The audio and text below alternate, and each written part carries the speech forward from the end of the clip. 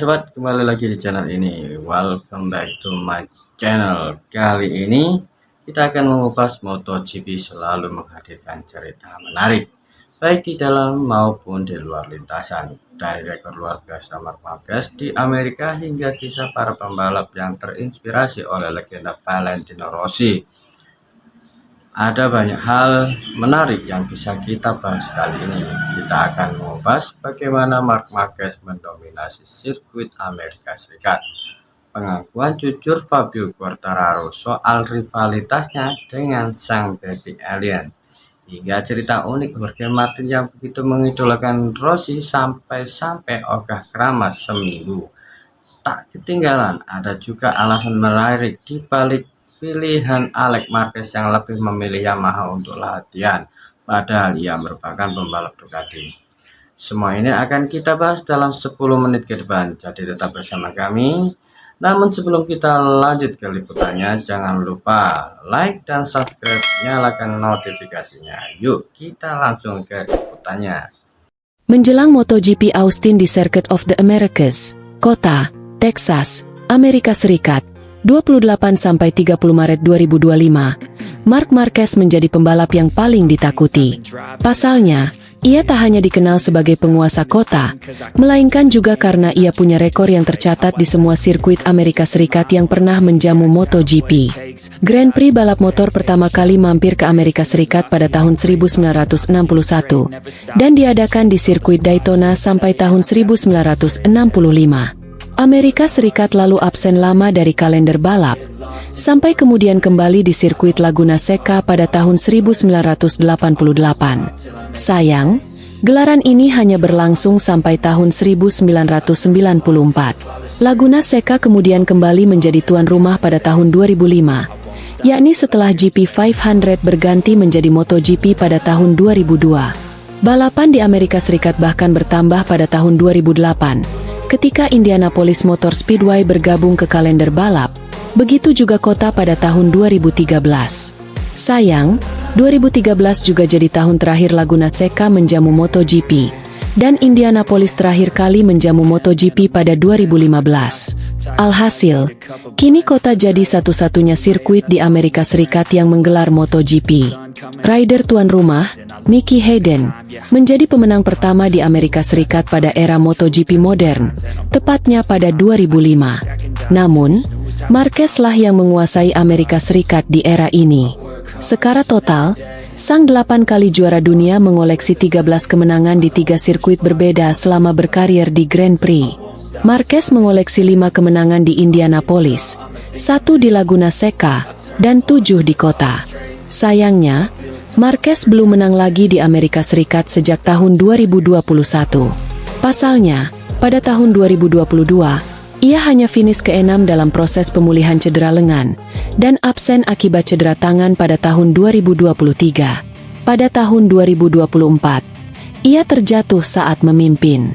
Namun, melihat dominasinya bersama Ducati Lenovo Team di seri Thailand dan Argentina 2025, Marquez pun diprediksi akan kembali berdiri di puncak podium kota, baik dalam balapan sprint maupun Grand Prix.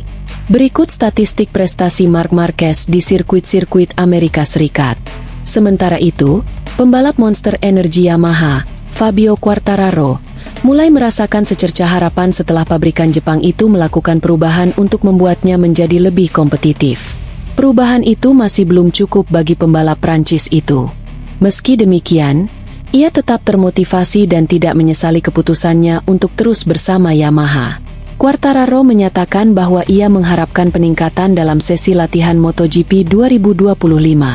Sebelum berpikir untuk kembali memimpin, akan lebih baik jika tidak perlu bertanya-tanya setiap akhir pekan apakah kami akan mencapai Q2 atau tidak, kata Quartararo. Kami harus bisa berada di posisi 10 besar pada hari Jumat.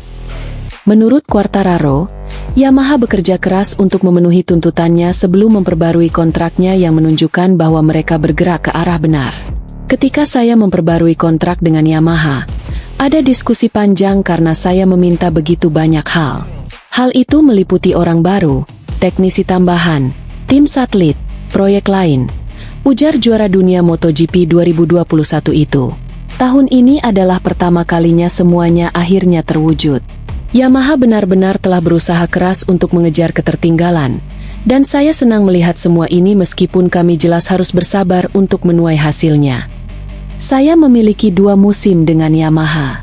Saya lalu akan pergi kemanapun yang paling cocok untuk saya. Terlepas dari segalanya, Quartararo mengakui bahwa sulit untuk melihat dirinya begitu jauh dari podium setelah berjuang untuk meraih kemenangan dan menjadi juara dunia. Ketika Anda tahu Anda mampu berjuang untuk menang atau setidaknya naik podium dan bahwa batas Anda adalah mesin, tidak mudah untuk mengakuinya. Aku Quartararo. Anda menyalahkan semua orang.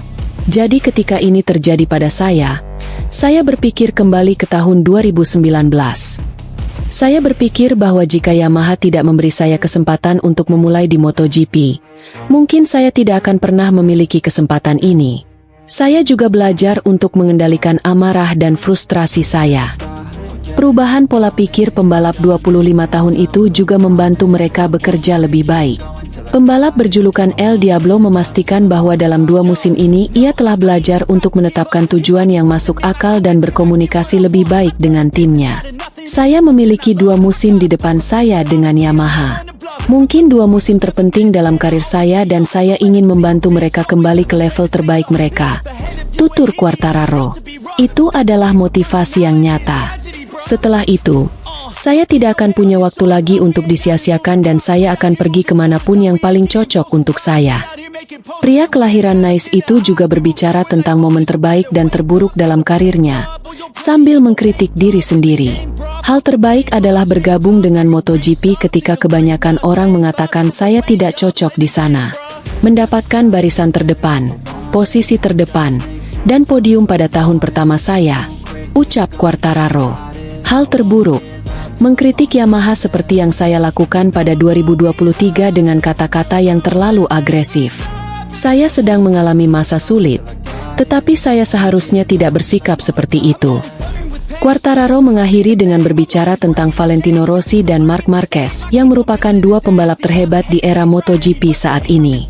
Rossi adalah idola masa kecil saya. Tetapi sejak saya di sini, saya jadi menyadari siapa Marquez. Jujur saja, dia pria yang sangat mengesankan, kata Quartararo. Saya ingat Grand Prix Thailand 2019. Yang Marquez butuhkan hanyalah finish di belakang Dovizioso untuk menjadi juara dunia. Sebaliknya, dia melakukan semua yang dia bisa untuk mengalahkan saya dan memenangkan balapan, menambah 1 kemenangan lagi dalam rekornya. Keinginannya untuk menang dan tekadnya luar biasa, seperti juga keinginannya untuk bangkit setelah bertahun-tahun cedera dan berjuang bersama Honda. Marc adalah pembalap yang bisa kita semua kagumi. Di sisi lain selain dengan latihan, Jorge Martin juga menyibukkan dirinya dengan berbagai kegiatan selama pemulihan dari cedera. Salah satunya dengan menjadi bintang tamu di program podcast YouTube yang sedang dibangun oleh sahabatnya, Aleix Espargaro.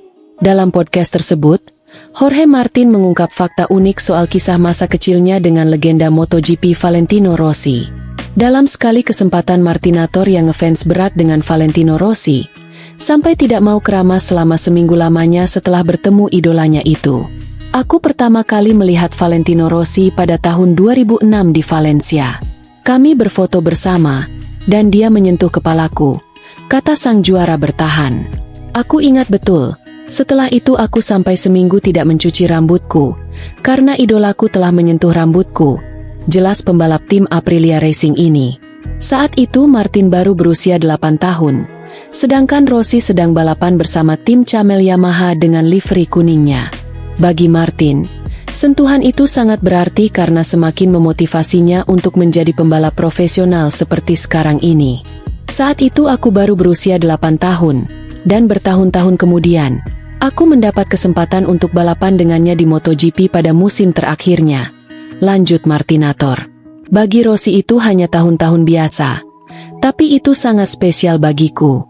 Ketika balapan berakhir, aku adalah orang pertama yang menyalaminya, tegasnya. Sayang sekali balapan tersebut tidak berakhir positif buat The Doctor, karena dia terjatuh dan kehilangan gelar dari mendiang Nicky Hayden. Di sisi lain, sejak Marc Marquez bergabung dengan Gresini tahun lalu, Ia telah menggunakan motor sport pabrikan Italia tersebut untuk latihan di luar balapan Grand Prix, Panigale V4 di trek besar dan V2 di sirkuit yang lebih kecil. Pembalap tim pabrikan Ducati juga menggunakan Panigale V2S baru selama beberapa minggu. Sebuah motor jalan raya super sport diluncurkan oleh pabrikan Italia pada akhir tahun lalu dan baru-baru ini mulai dijual di dealer-dealer merek tersebut.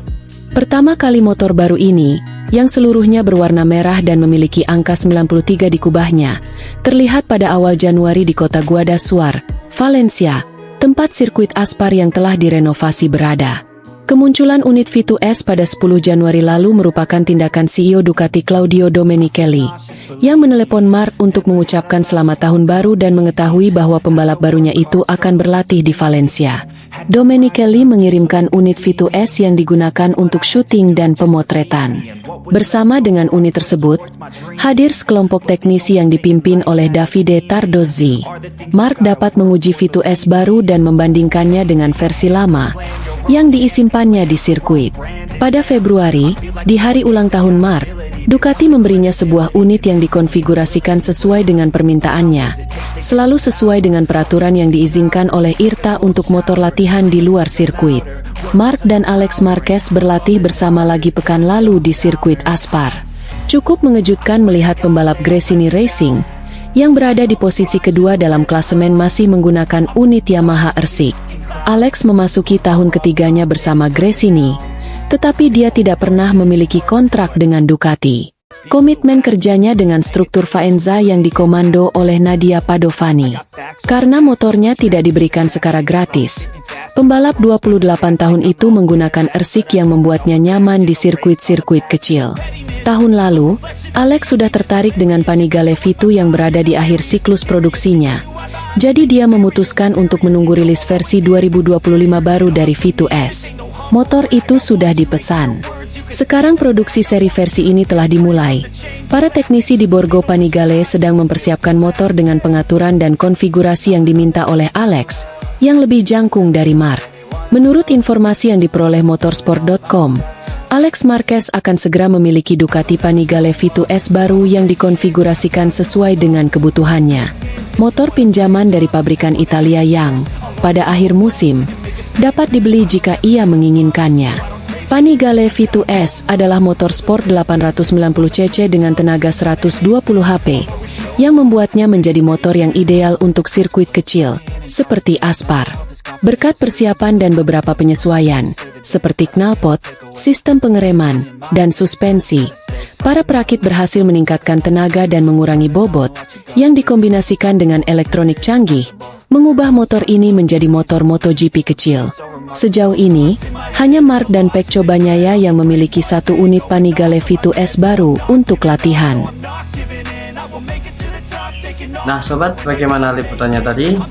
Apabila sobat suka dengan video ini, tidak ada salahnya untuk like, subscribe, dan nyalakan notifikasi agar kamu tak ketinggalan berita terbaru tentang video-video menarik tentang dunia MotoGP. Terima kasih telah menonton, sampai jumpa di video selanjutnya.